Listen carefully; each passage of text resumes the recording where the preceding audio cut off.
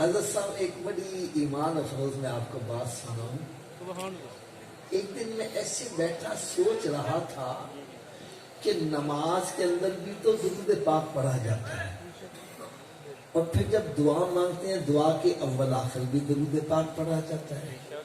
پھر اذان میں اقامت میں جہاں میرے آقا صلی اللہ علیہ وسلم کا نام نامی آتا ہے درود پاک پڑھا جاتا ہے.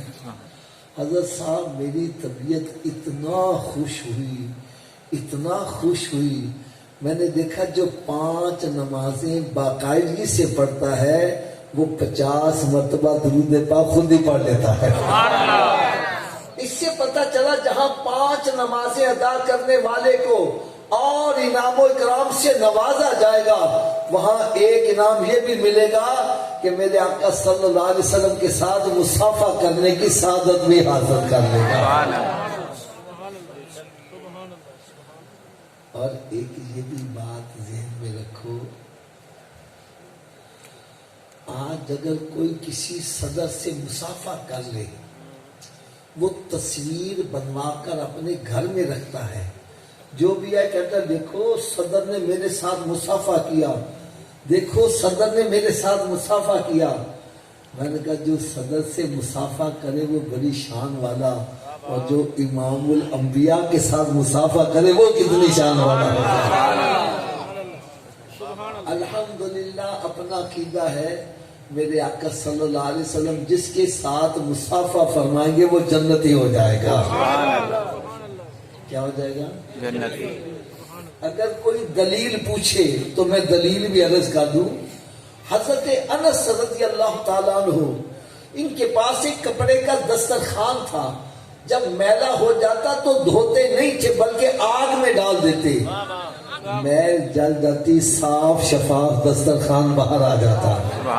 ایک دن کسی نے پوچھ لیا ہے انس رضی اللہ تعالیٰ عنہ، کپڑے کو تو آگ جلا دیتی، اس کو کیوں نہیں جلا رہی؟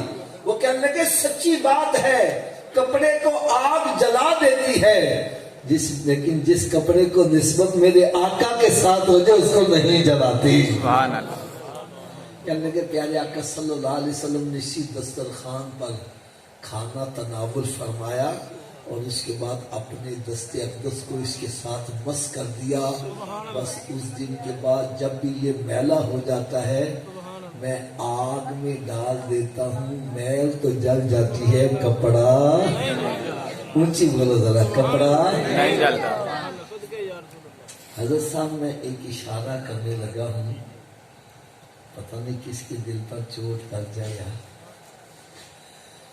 دیکھو جس کپڑے کو نسبت میرے آقا صلی اللہ علیہ وسلم کے ساتھ تھوڑی دیر ہو جائے اس کو آگ اونچی بولو یار. تو جس ماں کے شکم میں سرکار 9 ماہ تک جلوہ فروز رہے اس ماں کی شان کا اللہ کیا. سبحان اللہ سبحان اللہ سبحان اللہ. دوسری بات سنو، جس کپڑے کے ساتھ نسبت میرے آقا صلی اللہ علیہ وسلم کے دست اقدس کو ہو جائے اس کو آگ نہیں جلاتی. یار اسی دست اقدس پر تو سب صحابہ کرام نے بیعت کیا، ان کا مقام کتنا ہے.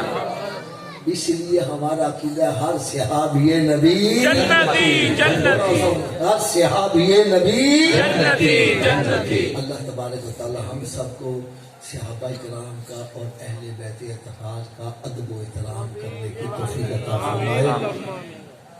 آمین.